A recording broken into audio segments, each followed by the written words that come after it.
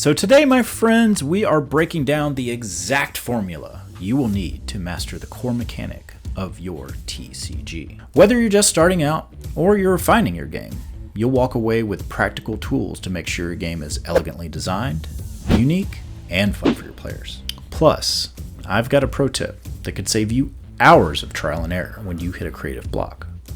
Are you ready? Let's do this.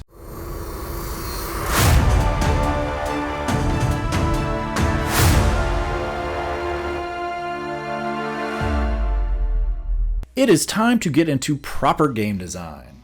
Find 2 to 3 hours to sit down and focus on this session. If you watched my video on box back design, you'll have written down your vision for basic gameplay and the win condition. This includes what players do every turn and what difficult decision they have to make. Let's make that vision a reality and make the core mechanic of your game. The core mechanic consists of 2 parts, the core action and the core purpose. The core action in Magic is attacking, and the core purpose is to do damage to the opponent. So when we put those 2 together, the core mechanic is attacking to do damage to the opponent. The goal of the game needs to be the ultimate realization of the core purpose. In Magic, once you do 20 damage to your opponent, you win. To make the core mechanic fun, there needs to be an interesting decision you have to make related to it. In Magic, you have to choose every turn cycle whether your creature will attack or block. If every creature had vigilance, it wouldn't be as fun. Some creatures even have activated abilities that require you to tap them, which further adds to the interesting decision. Every other mechanic in your game needs to support the core mechanic. In Magic, power and toughness on creatures extend the core purpose. Sometimes you need to do damage to creatures to get them out of the way or get a problematic ability off the board. Flying, trample, double blocking also support the core mechanic. And your resource system should make decisions necessary. What spell should you play every turn? You may have to choose between advancing your board or killing an opponent's creature. This is why double spelling in Magic is so good. If you have enough mana, you don't have to choose. You can kill your opponent's creature and play to the board. Let's do one more example. Netrunner. To win in Netrunner, you need to score agenda points. Netrunner is asymmetric, so the mechanics are slightly different for each side. For this example, we'll focus on the runner who is playing offense. How do you get those 7 points? You attack or run the corporation servers every turn. The core mechanic is running to steal agenda points. What's the interesting decision you have to make? Well, there are numerous servers you can run, but you only get so many actions each turn. Just like in Magic, the resource system limits you, forcing you to make an interesting decision. But over time, it allows you to get better at the core mechanic, as you gain additional game pieces from your deck. Now the supporting mechanics come in. Maybe the corporation is bluffing you by protecting their useless servers.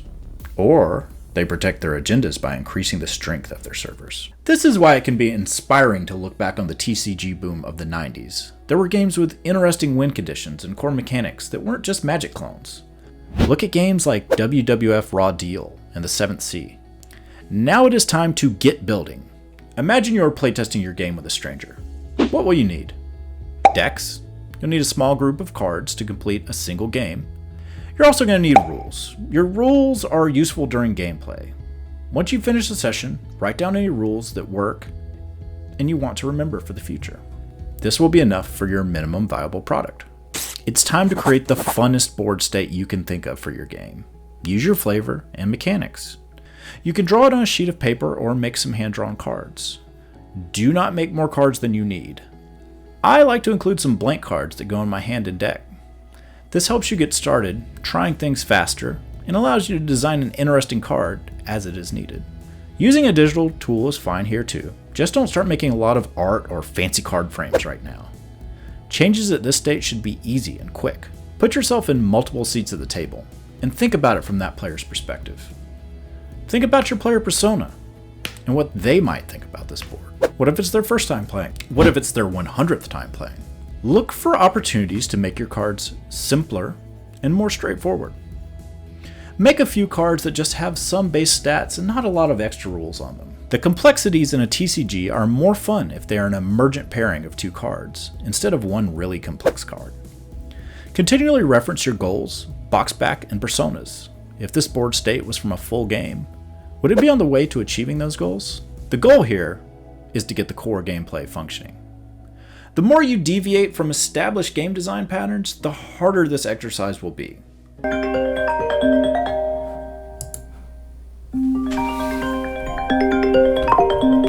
Hello? Hey, Clay, I bet you're about it. Oh, this is the front head nail. The left front had a screw in it. That's the one I'm replacing right now. And then when I got it up in the air and had to check off the other ones, there's a small nail in the passenger front. Sorry, that was my core mechanic on the phone. It sounds expensive. Remember to like and subscribe so I can get some of this AdSense money coming in. Anyway, if the gameplay doesn't work, look for ways to simplify it or use rules you know will work. Once it does function, capture any rules that deviate from established patterns. You don't have to worry about every single edge case, you just need a reference for later. Now start to introduce some new cards to be randomly drawn into your player's hands. This is a good time to try some riskier ideas and see if they work. How far can you push the cost and power level of your cards?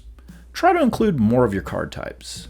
To move on to the next session, you'll need 10 to 15 varied card designs, and all your new rules or mechanics captured. Now here's the plan I've promised you. Remember that game design is akin to science. Sometimes it works, and sometimes it doesn't. So I have a plan for what to do when things don't work. If after 2 tries you aren't happy with your core mechanic, you should move on to more established design patterns. So if you're making construction, you'll move on to a hack or a mod. This can be hard. It can feel like you're not making the game that you want, but I can tell you... Carmi, stop it! But I can tell you, games never turn out the way you pictured in your head. Getting a playable game to the table is more important than making the game that was in your head. The more steps in this process you go through, the better you'll be at creating novel mechanics that work.